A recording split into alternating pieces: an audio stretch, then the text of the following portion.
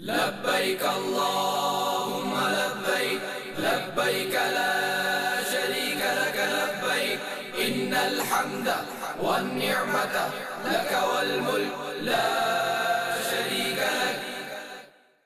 الحمد لله رب العالمين والصلاة والسلام على سيد المرسلين أما بعد فأعوذ بالله من الشيطان الرجيم بسم الله الرحمن الرحيم الصلاة والسلام عليك يا رسول الله وعلى آلك وأصحابك يا حبيب الله الصلاة والسلام عليك يا نبي الله وعلى آلك وأصحابك يا نور الله.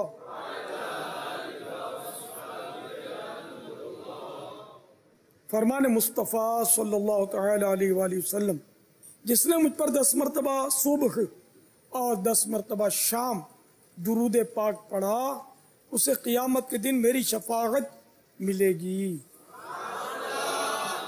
صلو علی الحبیب صلی اللہ تعالی علیہ وسلم. حرمین طیبین کی رہائش گاؤں کے واش روم میں انگلش کموڈ ہوتے ہیں، انہیں کرسی نما وہ کنڈی ہوتی ہے. وطن سے ان کا استعمال سیکھ لیجئے ورنہ کپڑے پاک رکھنا نہایت دشوار ہوگا. کسی کا دیا ہوا پیکٹ کھول کر چیک کیے بغیر ہرگز ساتھ مت لیجئے. اگر کوئی ممنوعہ چیز نکل آئی تو مطار یعنی ایئرپورٹ پر مصیبت میں پڑ سکتے ہیں.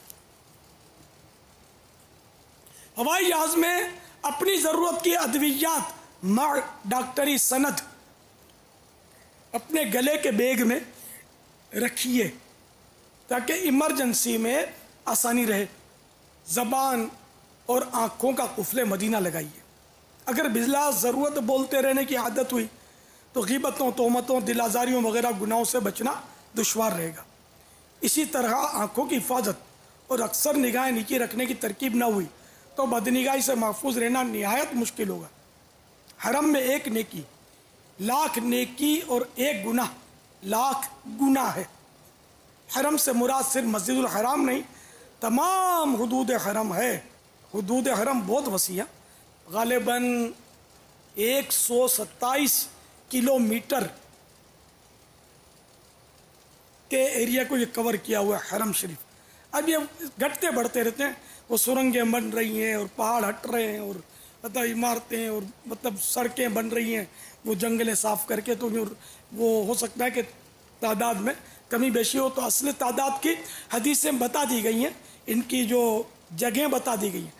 اب ایک ہی جگہ ہے فیضان مدینہ، اس میں گلیوں سے آئیں گے تو کم گز کا فاصلہ پڑے گا، مین روڈ سے گھومتے ہوئے آئیں گے تو زیادہ فاصلہ بنے گا، اگرچہ پہنچیں گے جلدی گاڑی کے ذریعے. تو یوں جو نشانات حدیثوں میں بتائے گئے وہی اصل حدیں ہیں حرم کی. تو اب یہ وہاں مسجد الحرام میں بھی گناہوں سے بچنا دشوار ہی نہیں، دشوار ترین ہے، یہ بتا دوں. اس لیے کہ وہاں مردوں عورتوں کا اختلاط یعنی بالکل مکسچر ہوتا ہے، ملی بھی ہوتی ہے. صحیح میں بھی مرد عورت ایک دوسرے سے ٹکرانے کا بھی حساب کتاب وہاں ممکن رہتا ہے. اب ایسی صورت میں ہے بہت دشوار.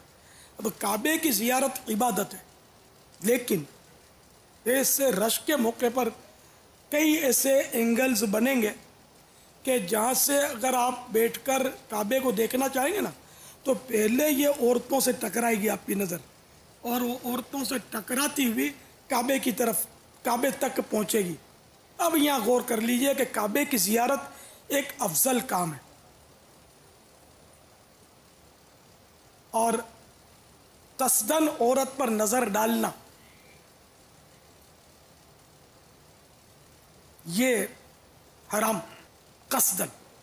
بہرحال یہ کہ اب مسئلہ یہاں ذرا اشکال ہے کہ کعبے کو دیکھنا سعادتوں کے معراج ہے، لیکن امر مستحب ہے، اور عورتوں سے ٹکرا کر نظر اگر جاتی ہے، اس کے بغیر نہیں جاتی، انسب تو یہی ہے کہ وہ اب کعبے کو دیکھنے کے بجائے وہیں سر جھکا کر بیٹھا رہے، سمجھ میں تو یہی آتا ہے۔ لیکن اب اس کے باوجود جو دیکھ رہا ہے اور عورتوں کو بھی دیکھ رہا ہے اور ساتھ میں کعبہ بھی دیکھ رہا ہے، یہ کس چیز کا ارتکاب کر رہا ہے؟ کیونکہ اتنا رش ہوتا ہے کہ اب ہاں ایسے اینگل سے اگر وہ بیٹھنا اس کے لیے ممکن ہو کہ صرف کعبہ نظر آتا ہے، حج کے سیزن میں ہے دشوار، تو طواف تو عورتیں کر ہی رہی ہوتی ہیں، اگرچہ اکثر عورتیں اپنے بدن کو چھپائے ہوئے ہوتی ہیں، لیکن پھر بھی کلائیاں کھلی ہوتی ہیں، بہت سیوں کی کلائیاں کھلی ہوتی ہیں۔ کلائی کو بھی دیکھنا حرام، عورت کی، غیر عورت کی، اجنبیہ کی۔ اب یہاں ہے مطلب اب یہ تو علماء ہی فیصلہ کریں گے کہ کیا ہو سکتا ہے یہاں، کیونکہ یہاں ایسی دشواری ہے جیسے ضرورتاً وہ کام والی کے لیے رخصتیں ہیں، آیا یہاں بھی ہوں گی یا نہیں، یہ تو ظاہر علماء ہی فرمائیں گے۔ خیر یہ سمجھ میں آتا ہے کہ اگر وہاں عورتوں کو دیکھے بغیر کعبے کی زیارت ممکن نہیں ہے تو پھر تو وہاں سر جھکا کر ہی بیٹھے، اور جب ایسی صورت پیدا ہو کہ بغیر کسی عورت پر نظر پڑے کعبے کی زیارت کی سعادت مل سکتی ہے تو ضرور حاصل کریں۔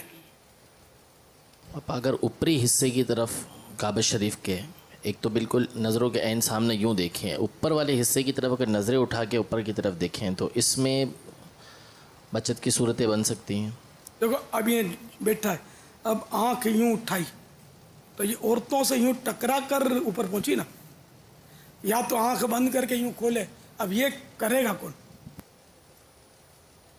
تو وہاں جا کر تو سجکا ہی نہیں پڑتا کسی کو، وہاں تو ایسا بے باک ہوتے ہیں عورتوں کے معاملے میں کہ خدا کی پناہ، جن کا ذہن نہیں ہوتا نا وہ بالکل بے باک ہوتے ہیں۔ اچھا ایک کمرے میں بدقسمتی سے وہ حاجیوں کو جو مکانات دیے جاتے ہیں اس میں مرد عورتیں ایک ہی کمرے میں ہوتے ہیں۔ اب جیسے کہ آپ اپنی بچوں کی امی کے ساتھ گئے، اب پورا کمرہ تو آپ نہیں لے سکتے نا، تو ظاہر 2 بیڈ آپ کو ملے، یہ اپنی ہمشیرہ کے ساتھ گئے، ان کو بھی 2 بیڈ مل گئے، یہ اپنی امی کے ساتھ گئے تو اس طرح وہ ان کو 2 بیڈ مل گئے، ایک کمرے میں سمجھو کو 10-12 کا یہ غرفہ یا کمرہ ہے۔ وہ اب اس میں 3-4 عورتیں جو سب ایک ہی اس کی محرم ہے، باقی سب ایک دوسرے کے نامحرم ہیں، یہ سب ایک ہی کمرے میں رہتے ہیں، وہاں اب کیا کرے آدمی؟ یہاں ایسی دشواری ہے کہ جس کی انتہا نہیں، آدمی بچ ہی نہیں سکتا، ایسے حالات ہیں۔ اب اس میں جو سمجھدار ہوں اور وہ ترکیب بنا لیں کہ کچھ حاجیوں سے مشورہ کر کے کہ صرف مرد ایک کمرے میں کر دیں، عورتیں ایک کمرے میں کر دیں حاجنے، یہ ایک صورت ہو سکتا ہے کرتے ہوں گے، یا اپنی عورت پر اتنی اس کی ترکیب مضبوط ہو کہ وہ ہر وقت ایسا مضبوط شرعی پردہ رکھے کہ کوئی اس کو دیکھ نہ سکے۔ احرام میں اور دشواری ہو جائے گی، چہرہ، اور چہرے پر آڑے یہ کب تک بیچاری رکھے گی؟ تو اس کو چہرہ کھلا رکھنا جائز ہے، غیر مرد کے لیے امتحان۔ اب آپ نہیں دیکھنا چاہتے لیکن اب اگلے کی عورت ساتھ ہے، اس کمرے میں آپ کو جگہ ملی، آپ کرو گے کیا؟ یہی حال مینا شریف میں، وہاں بھی خیمے اسی طرح ملتے ہیں، ایک ہی خیمے میں مرد و عورت دونوں ہوتے ہیں، اور یہ محرم نامحرم کا وہاں اجتماع ہوتا ہے، تو یہاں کیسے اپنے آپ کو بچائے گا؟ تو یہ ساری صورتیں دیکھ بھال کر سوچ سمجھ کر اس کا انتظام کر کے بندہ جائے۔ مینا کے خیمے میں تو ہم لوگ اس طرح حل کرتے تھے کہ خیمے والوں کو سمجھا بجھا کر یا تو اپنا خیمہ الگ کرتے تھے ترکیب لے کر۔ پرائیویٹ کا جو کاروان والے ہیں جی ان کے تقریباً خیموں میں عورتیں اور مرد الگ ہی ہوتے ہیں۔ الحمدللہ اب یہ گورنمنٹ اسکیم والوں کا نہیں پتا، ورنہ اکثریت جہاں بھی معلومات کی ہے اب ان کا ترکیب بن گئی ہے، ماشاءاللہ آپ کی طرف سے بھی ترکیب کئی سالوں سے ہے، تو اب یہ عورتوں کا اور مردوں کا خیمہ الگ ہی ہوتا ہے۔ کبھی اب ایسا کئی سالوں سے دیکھا نہیں گیا کہ کوئی ایسا خیمہ ہو جس میں دونوں کا اختلاف۔ رفیق الحرمین میں بہت پرانا جی لکھا بابا، ہوا ہے، آپ کی بہت پرانی ترکیب۔ تو یہ اپنے چلو ہم اپنے یہاں کے ماحول کو نہ روئیں نا، ہند والے بھی تو سفر کرتے ہیں، پھر دنیا بھر کی قومیں سفر کرتی ہیں، اور ذہن نہیں ہوتا اتنا، مطلب اللہ تعالیٰ اپنے فضل و کرم سے بے حساب بخش دے کہ حج کرنے جائیں تو بھی گناہوں سے کیسے بچیں، عمرہ کرنے جائیں گناہوں سے کیسے بچیں،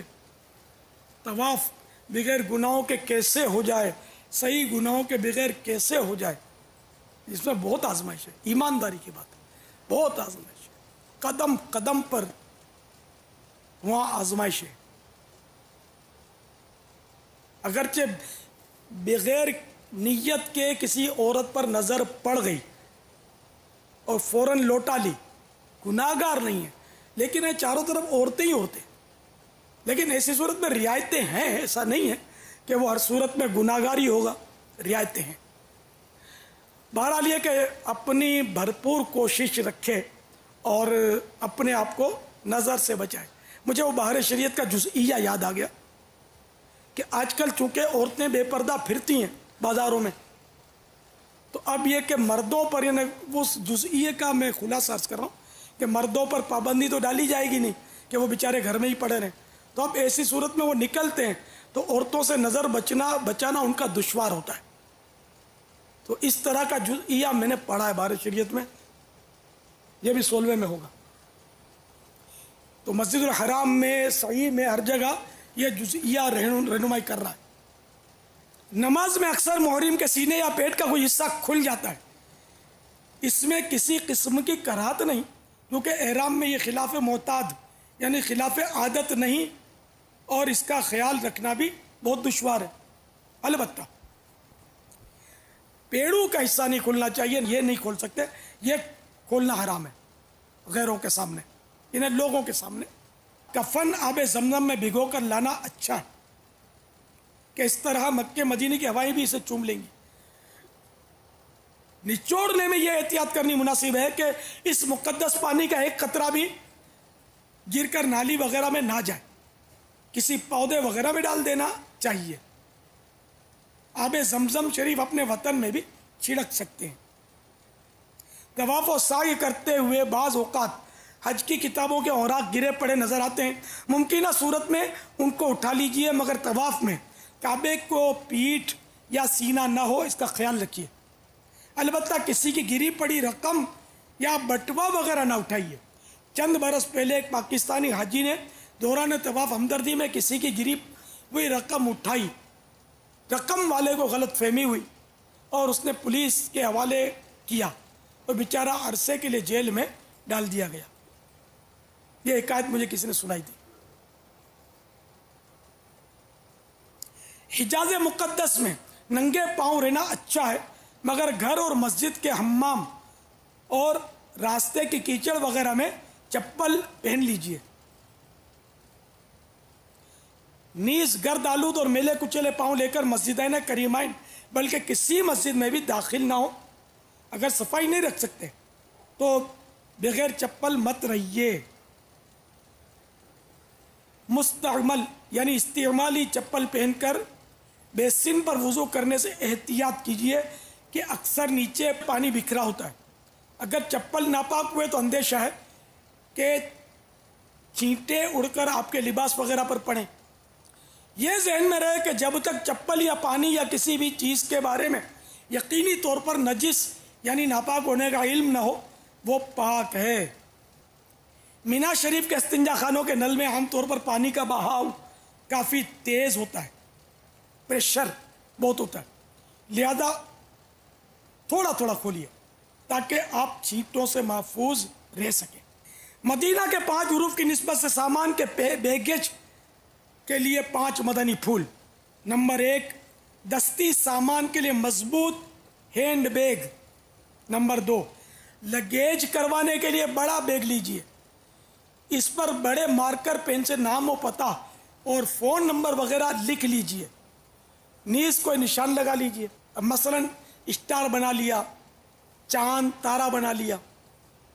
مزید اپنے بیگیج کے لوہے کے حلقے وغیرہ میں رنگین کپڑے کی دجی या लेस की छोटी सी पट्टी नुमाया करके बांध दीजिए।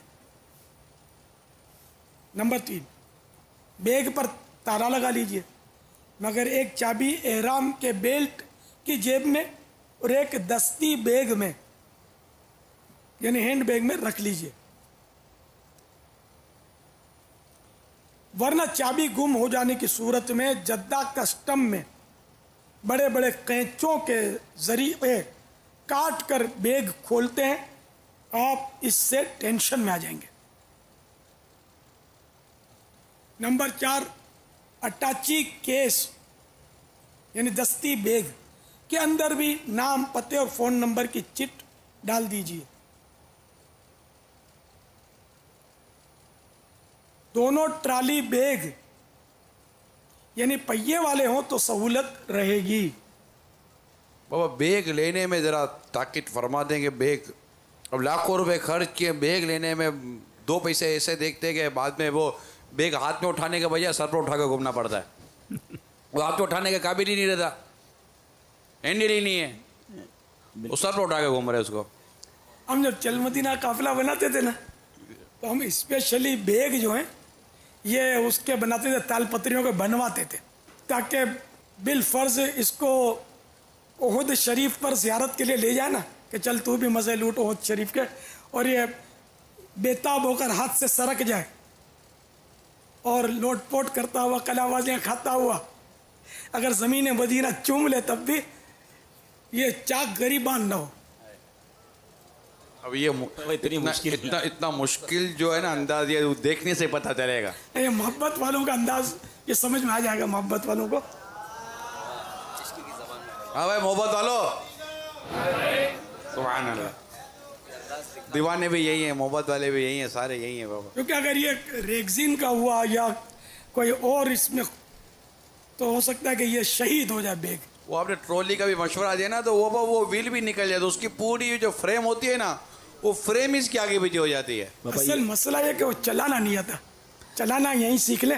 ट्रॉली बैग, अब ये ट्रॉली बैग है, ये घर में लेकर घूमते रहेंगे। ये संगलाख जमीनों पर थोड़ी चलेगा, पथरीली जमीनों पर और रेगजारों में थोड़ी चलेगा ना। ये खारे मदीना की तजल्लियां बर्दाश्त कर सकता है ना। तो आप ये तरीका, ये सिर्फ मार्बल के ये वो जो चमकदार फर्श होते हैं ना, वो पॉलिश वाले, ये इन पर ये खिरामा रेंगता है, खाली ये चल नहीं सकता, ये रेंग सकता है। बापा ये जो निगरान शुरा ने फरमाया ना, वाकई ये इस पर थोड़ा सा खर्च कर लिया जाए।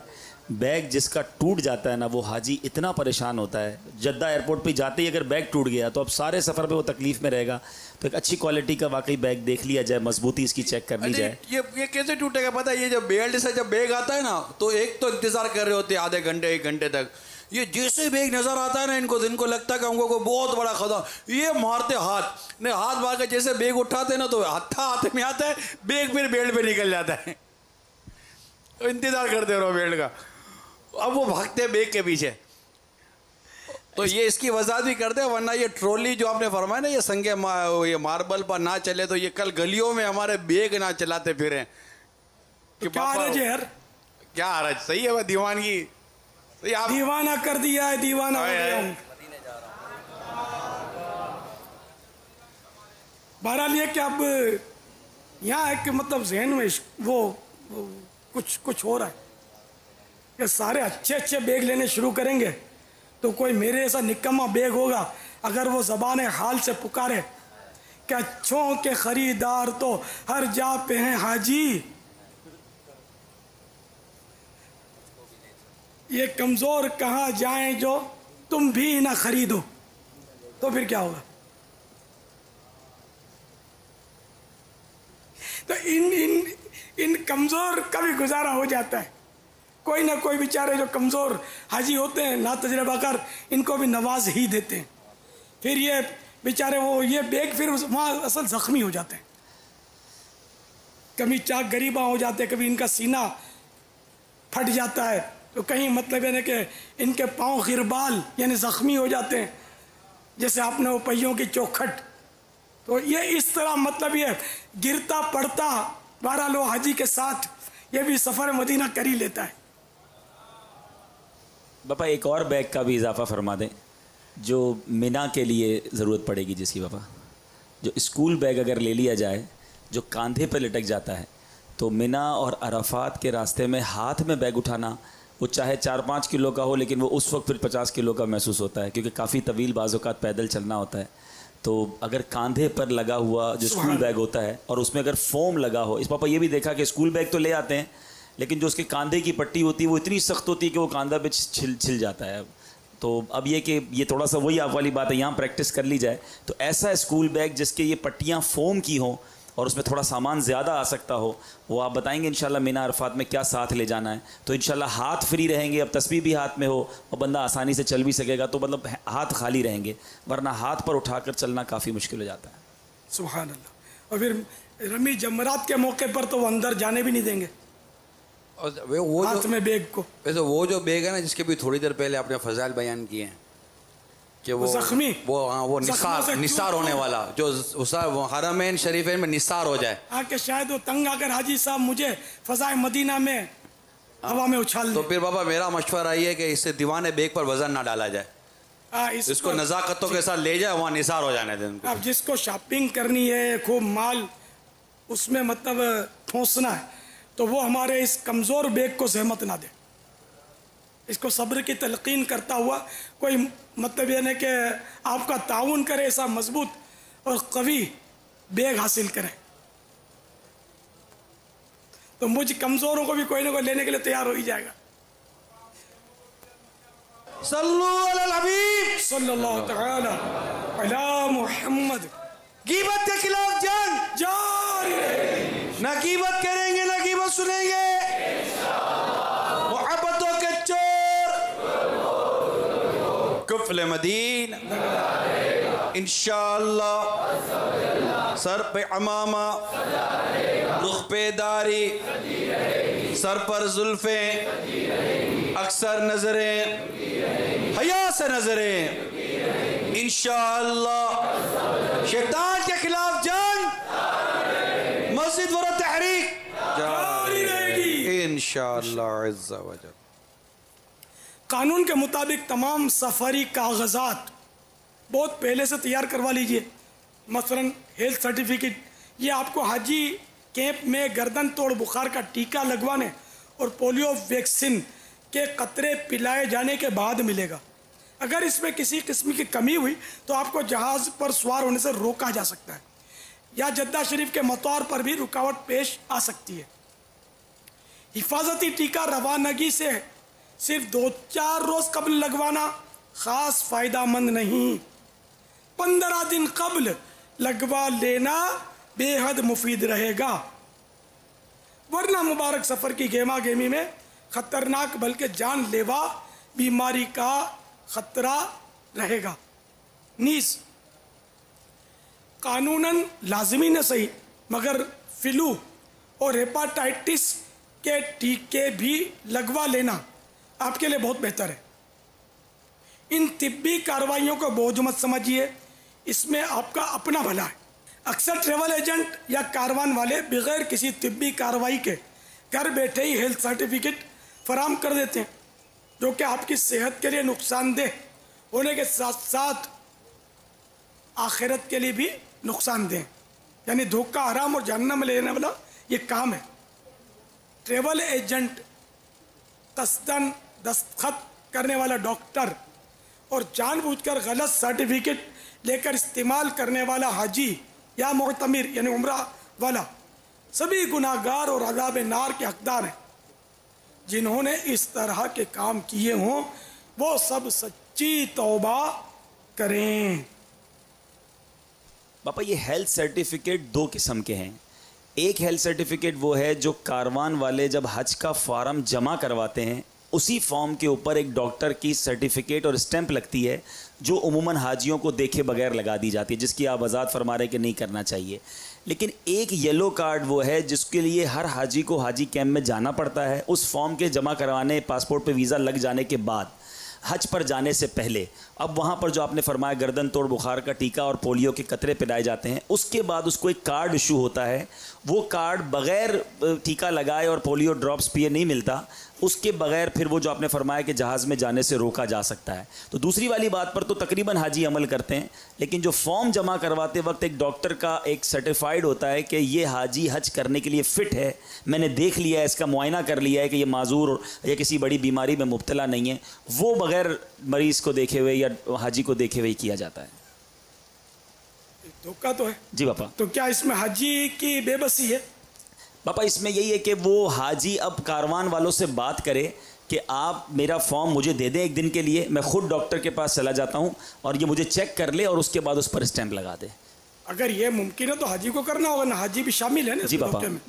یہ تو دونوں ہی گناہ گار ہوئے اور ڈاکٹر بھی گناہ گار ہے. تو یہ یعنی تقریباً یہ ہو رہا ہے. انا للہ، یعنی شاید 99% حاجی اس میں مبتلا ہے. ہاں جس حاجی کو پتہ ہی کچھ نہیں ہے وہ تو اس گناہ سے بچ جائے گا کہ وہ بیچارے کو کچھ سوچ ہی نہیں پڑ رہا. لیکن اب جن کو پتہ ہے کہ سرٹیفکیٹ اس طرح بنتی ہے وہ تو گناہ گار ہوں گے. کاروان والے اور یہ تو گناہ گار ڈاکٹر یہ تو یہ تو جھوٹ بول ہی رہے، دھوکہ دے رہے جو ایسا کر رہے ہیں. اب یہ آپ نے فرمایا تھا نا کہ فارم اس لیے نہیں دیتے کہ وہ ان کے پاس لمیٹڈ ہوتے ہیں، کہ ورنہ وہ فارم ہی ضائع ہو جائے گا. اس کا ایک طریقہ ہے، ایک دن مقرر کر کے ڈاکٹر کو اپنے دفتر میں بلا لیا جائے، ڈاکٹر سے ان کی ترکیب ہوتی ہے، اور سارے حاجیوں کو بھی بلا لیا جائے، وہ حاجیوں کا چیک اپ ہوتا رہے اور ڈاکٹر وہاں سائن کرتا رہے. یہ پاسپورٹ کے لیے بھی اپنے دفتر میں لوگوں کو بلاتے ہیں، حج تربیت کے لیے بھی ایک جگہ جمع کرتے ہیں، تو اس کام کے لیے بھی کر لیا جائے. اچھا تو کاروان والے یہ کر لیں. جی مدینہ یہ ہے نا، جب تک اپنے الٹرنیٹ نہیں بتائیں گے یا حل نہیں بتائیں گے نا تو اس وقت مشکل ہے. برابر ہے. اور دوسرا یہ کہ یہ مین وہ چیزیں ہیں پاپا جس کا سیکھنے سے کہتے رہتے ہیں ہر دفعہ، سیکھو علم دین سیکھو، علم دین سیکھو. اور یہ ہمارے مدنی مذاکرے کے اور یہ تربیت اجتماع کے فوائد میں سے ایک فائدہ ہے. اور پہلے سے ٹیسٹ رپورٹ آ جائے تو پتہ چلے نا بابا کہ کیا ہے کیا نہیں ہے.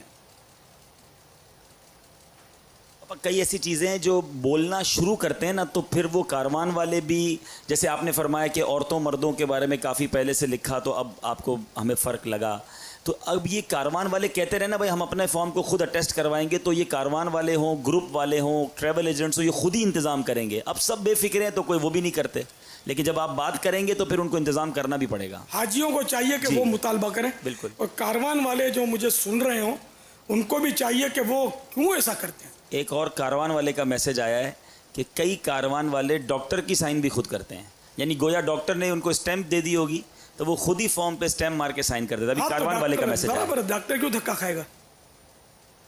حاجی کی سائن بھی تو خود کر دیتے ہیں، حاجی کو بھی تکلیف نہیں دیتے، خود ہی. دھوکہ در دھوکہ در دھوکہ در دھوکہ. اچھا یہ سب کر کرا کے کیا ہوتا ہے؟ آقا نے کرم فرمایا ہے، آقا نے بلایا. تو کیا آقا نے بلایا یار؟ کیوں یار ایسی بات کرتے ہو؟ اتنے گناہوں کے ذریعے تھوڑی بلایا جاتا ہے.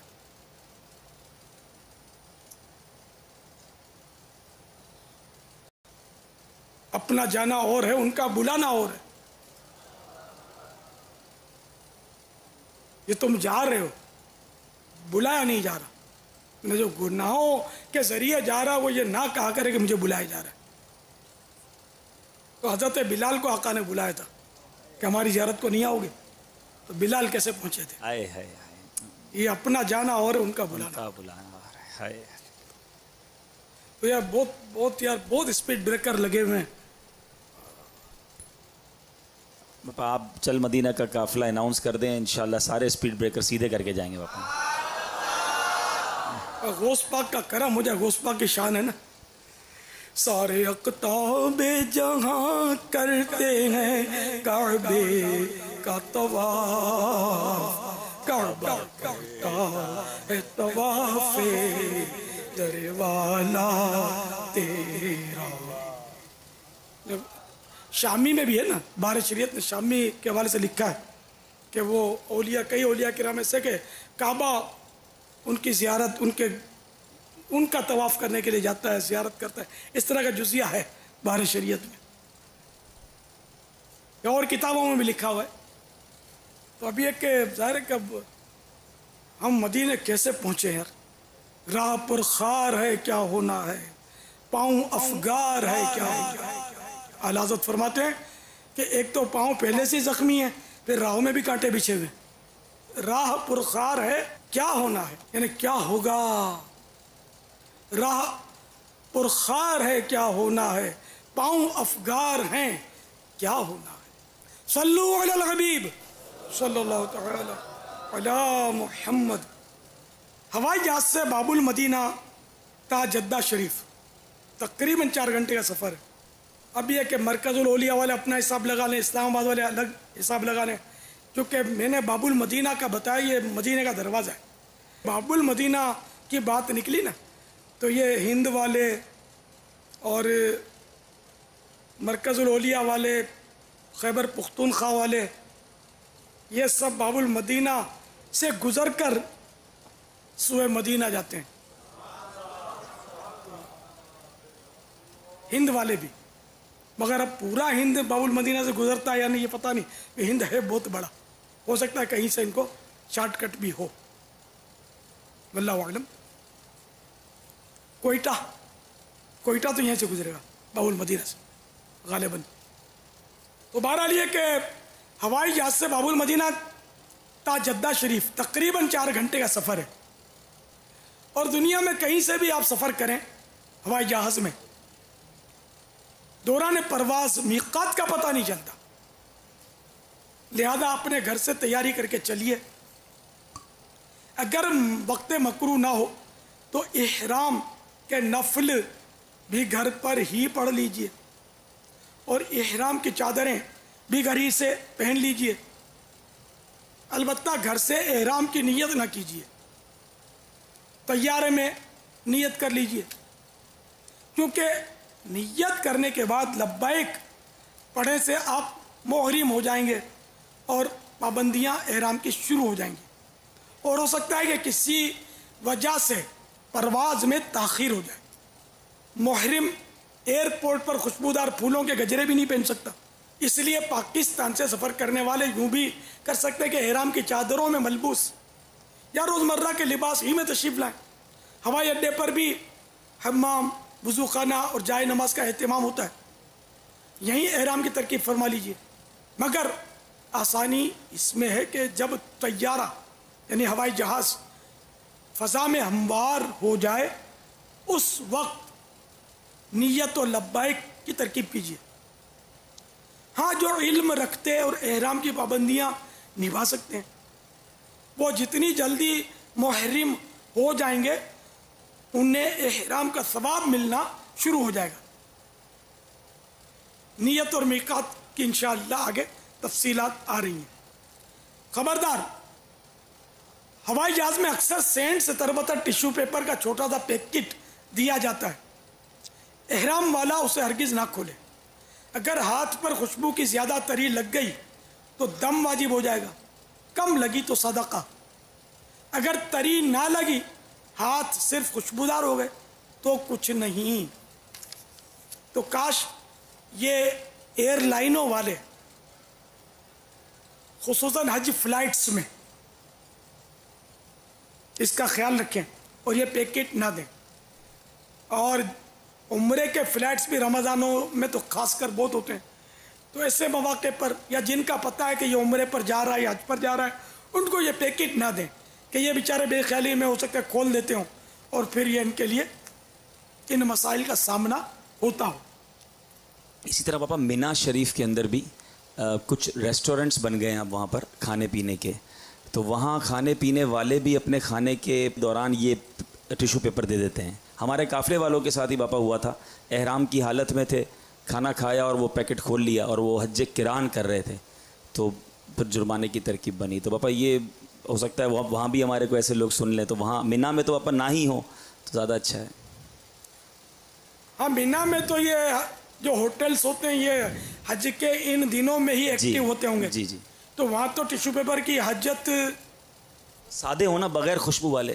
اب یہ خوشبو والے اصل تو یہ پورے پرفیومڈ. اگر ایسا خوشبودار ٹیشو پیپر ہے کہ جس کی صرف ہاتھ میں مہک آئی، جب تو کوئی دم یا صدقہ نہیں ہوگا لیکن قصدن خوشبو سونگنا مکروہ رہے گا. اگر وہ تری والے پیکٹ ہیں جیسا ہوائی جہاز میں تری والا ہوتا ہے ایسے ہی ہوتے ہیں. ہاں تو وہی دم یا صدقہ کی صورت جو بتائی وہ یہاں بھی لاگو ہوگی. تو اب جو احرام کھولنے کے بعد ٹنڈ کروا لیا حاجی نے، قربانی کے بعد ٹنڈ جیسے کروا لیا، تو اب یہ 2 راتیں مزید مینا میں گزارنی سنت. اگر پہلے دن وہ ٹنڈ کروا چکا ہے تو کچھ وقت ایسا ملتا ہے حاجی کو جس میں خوشبو کی پابندی اس سے اٹھ چکی ہوتی ہے. تو یوں مطلقاً 5 دن ممانعت نہ رہی ان خوشبودار پیکٹ کی. لیکن ہوٹل والوں کو چاہیے کہ اگر وہ یہ سن رہے ہوں، اللہ کرے کہ کوئی ایسا ہو جو سن رہا ہو اور سمجھ رہا ہو، تو ان کو چاہیے کہ وہ احتیاطاً یہ پیکٹ بند ہی کر دیں، تاکہ جن کی احرام کی پابندیاں باقی ہیں وہ بیچارے ان میں مبتلا نہ ہوں. اور ان میں ہوٹل والوں کا نقصان نہیں بلکہ بچت ہے. ظاہر یہ پیکٹ بھی مفت نہیں بنتا. اور حاجی تو سارے اجنبی ہوتے ہیں، تو پیکٹ مطالبہ بھی نہیں کریں گے. اور اگر مطالبہ کریں تب بھی وہ جو بیرا ہوگا اس کو جو پتہ ہوگا کہ بھئی ہم کو نہیں دینا ہے، ان کو بتا دیا تو وہ حاجی کو جب بتا دے گا کہ آپ کو خوشبو نہیں لگانی چاہیے تو اس میں کوئی بحث نہیں کرے گا. اغلب گمان یہی ہے، بلکہ شاید تھینک یو بولے گا. اور دعوت اسلامی والا ہوگا تو جزاک اللہ بولے گا. عوام تو تھینک یو بولتے ہیں نا. تھینک یو بولنا جائز ہے. میں تو ایسے ہی وہ جزاک اللہ سے بڑھ کر تو نہیں ہے نا تھینک یو. یہ اللہ آپ کو جزائے خیر دے کہ آپ نے مجھے یہ مسئلہ بتا دیا، توجہ دلا دی. تو اس میں شکریہ بھی ضمناً آ گیا اور دعا بھی اس کو دے دی. اور پیارے آقا صلی اللہ تعالی علیہ وآلہ وسلم کا سب پر احسان ہے. لیکن ہمیں سمجھانے کے لیے یہ ہے کہ جب میرے آقا صلی اللہ تعالی علیہ وآلہ وسلم کے ساتھ کوئی اس طرح احسان کے ساتھ پیش آتا تو جزاک اللہ خیرہ ارشاد فرماتے. باپا اب ایئر لائن والے خوشبو اور گیلا تولیہ بھی دیتے ہیں جہاز میں بیٹھتے ہی فریش کے لیے. وہ ہاٹ واٹر ٹاول کہلاتا ہے، گرم پانی والا تولیہ، اور بعض اوقات اس میں بھی خوشبو ہوتی ہے. اگر خوشبو ہوتی ہے پھر تو نہ ملا جائے. جی. لیکن وہی کہ اگر مہک آئی اور بدن یعنی کہ اس کا جرم نہ لگا، تری نہ لگی، تب تو، مگر پانی کی تری تو لگتی ہے اس میں. اور پھر یہ کہ یوں کرتے اس سے میل بھی اکھڑے گا. اور میل اگر اتارتا ہے محرم احرام والا تو یہ بھی اس کے لیے مکروہ ہے. سزا نہیں ہے اس پر، کفارہ نہیں ہے، لیکن اس کو اجازت بھی نہیں ہے. تو اس لیے اس تولیے کو بھی نہ ہی پکڑے اور حاجیوں کو یہ تولیہ نہ پیش کیا جائے. ہمارے یہاں نہیں ہوتا پی آئی اے میں، مگر عرب ایئر لائنز میں تو دیکھا ہے، امارات میں تو دیکھا ہے میں نے کہ اس کے اس میں دیتے ہیں. تو اللہ کرے کہ ان میں بھی بہت اردو جاننے والے ہوتے ہیں، پاکستان والے محبت کرنے والے بھی ہیں، تو ان تک بھی میری آواز جاتی ہے. تو اپنی ایئر لائنوں میں حاجیوں کو اور معتمرین کو مہربانی کر کے وہ یہ ہاٹ واٹر والا تولیہ جو ہے گرم پانی والا تولیہ نہ دیں. جدہ شریف کے ہوائی اڈے پر پہنچ کر اپنا دستی سامان لیے لبیک پڑھتے ہوئے دھڑکتے دل سے جہاز سے اتریے اور کسٹم شیڈ سے متصل کاؤنٹر پر اپنا پاسپورٹ اور ہیلتھ سرٹیفکیٹ چیک کروا کر شیڈ میں جمع شدہ سامان میں سے اپنا سامان شناخت کر کے علیحدہ کر لیجئے. کسٹم وغیرہ سے فراغت اور بس کی روانگی کی کارروائی میں تقریباً 6 تا 8 گھنٹے صرف ہو سکتے ہیں. خوب صبر و ہمت سے کام لیجئے. جدہ شریف کے حج ٹرمینل سے مکہ مکرمہ زاد اللہ شرفا و تعظیمہ کا فاصلہ تقریباً 1 یا 1.5 گھنٹے میں طے ہو سکتا ہے. مگر گاڑیوں کے رش اور قانونی کارروائیوں کے سبب کئی قسم کی پریشانیاں درپیش آ سکتی ہیں. بس وغیرہ کا بھی انتظار کرنا پڑتا ہے. ہر موقع پر صبر و رضا کے پائے کر بن کر لبیک پڑھتے رہیے. गुस्से में आकर मुंतज़िमीन के मुताल्लिक़ बड़बड़ और शोर गुल करने से मसाइल हल होने के बजाय मज़ीद उलझने, सब्र का सवाब बर्बाद होने और मआज़ल्लाह अज़्ज़ वजल ईज़ाए मुस्लिम, ग़ीबतों, इल्ज़ाम तराशियों और बदगुमानियों वगैरह गुनाहों में फंसने की सूरतें पैदा हो सकती हैं। एक चुप 100 सुख। सल्लु अलल हबीब सल्लल्लाहु तआला अला मुहम्मद। लब्बैक अल्लाहुम्मा लब्बैक, लब्बैक ला शरीक लक लब्बैक, इन्नल हम्द वन निअमत लक वल मुल्क ला